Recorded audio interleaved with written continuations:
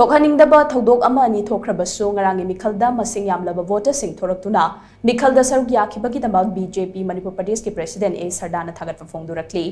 hiramasiga mari leina ngasi nityai pat juthekta leiba thambal sanglenda pangthokiba paugi mifam amada wafam asi phongdokladuna mahakna hai ngarang pangthokiba lok sabha mikhalda miyamna isa gi democratic right adu sizinabiduna vote thadabibagidamag BJP Manipur Pradesh na miyambu tawbimal khangba utli ngarang pangthokiba mikhala duda puna voter masing lak mapan lising marfu mapan ga chanipan ga marfu taret ki manungda voter lak taret lising tara manga chanipan ga marfu tarukna vote thadaduna poll percentage wangna sarukya ki ngarang mikhala duda polling station khara da thokhaningda ba thodok khara thokkibagi report lei thodok sing aduda sopan nanglaba singi damakta BJP na thamoi sokna nungaitaba phongdokpaga loinana makhoigi awabada sarukyari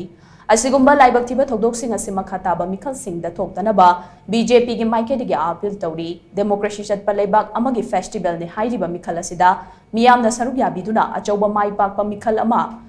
oihanduna India bu malim gi khwaidigi chauba democracy chatpa laibak ama oina sakta li haina mahakna makhatana phongdokhi ꯑꯩꯈꯣꯏ ꯉꯔꯥꯡ ꯖꯒꯥ ꯈꯔꯗ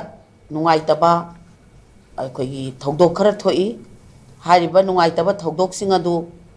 ꯚꯥꯔꯇꯤꯌꯥ ꯖꯅꯇꯥ ꯄꯥꯔꯇꯤꯒꯤ ꯁꯥꯏꯠꯇꯒꯤ ꯑꯁꯣꯛ ꯑꯄꯟ ꯌꯥꯎꯕꯁꯤꯡꯕꯨ ꯍꯥꯏꯅꯤꯡꯉꯥꯏ ꯂꯩꯇꯅ ꯊꯃꯣꯏ ꯁꯣꯛꯅ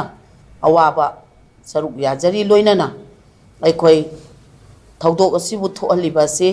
ꯑꯩꯈꯣꯏ ꯚꯥꯔꯇꯤꯌꯥ ꯖꯅꯇꯥ ꯄꯥꯔꯇꯤꯅ ꯁꯤꯒꯨꯝꯕ ꯊꯧꯗꯣꯛ ꯑꯁꯤ ꯃꯇꯨꯡꯗ ꯊꯣꯛꯇꯅꯅꯕ ꯑꯩꯈꯣꯏ ꯑꯄꯤꯜ ꯇꯧꯖꯔꯤ ꯂꯣꯏꯅꯅ थौदोक अदुबो खोइना कंडेम तौई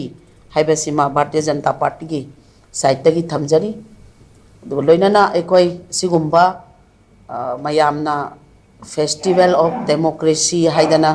खंगनेरिबा सिगुम्बा एकोई भारत अमदि मणिपुर असिबु यामना मटिक मथौना लेबा मगुल लेबा अदुगुम्बा स्टेट अमा कंट्री अमा ओहननबो होटनबदा कोई तंगाई फद्रबा तौदबा यादबा इथौदांग खरा ꯑꯩꯈꯣꯏꯅ ꯌꯥꯝꯅ ꯃꯤꯌꯥꯝ ꯄꯨꯟꯅ ꯄꯥꯡꯊꯣꯛꯃꯤꯟꯅꯗꯅ ꯑꯗꯨꯒꯨꯝꯕ ꯑꯩꯈꯣꯏꯒꯤ